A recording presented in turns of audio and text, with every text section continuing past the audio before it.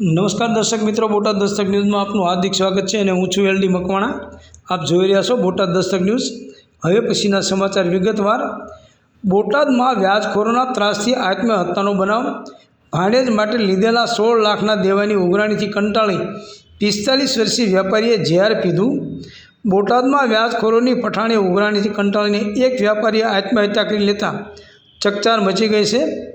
બોટાદના ભાવનગર રોડ પર આવેલા સીતારામનગર 1માં રહેતા 45 વર્ષીય જયસુખભાઈ ગામભાઈએ વાડી વિસ્તારમાં જઈને ઝેરી દવા પી લીધી હતી। જયસુખભાઈ તેમના ભાણેજ લીલીજ સાથે ઓનલાઈન વેપાર કરતા હતા અને તેમના પત્ની સોગટ ગામમાં હેન્ડલૂમનો વેપાર કરતા હતા।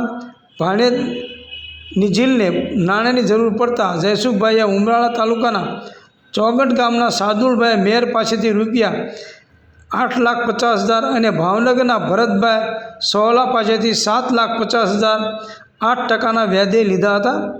ભાણેજ દ્વારા વ્યાજની રકમ ન ચૂકવાતા વ્યાજખોરોએ જયસુખભાઈને વારંવાર ધમકીઓ આપવાનું શરૂ કર્યું હતું। આ ત્રાસથી કંટાળીને તેમણે આત્મહત્યા કરી લીધી હતી। મૃતકના પિતા ઠાકરજીભાઈ ગામભાઈએ બંને વ્યાજખોરો વિરુદ્ધ બોટાદ પોલીસ સ્ટેશનમાં ફરિયાદ નોંધાવી છે।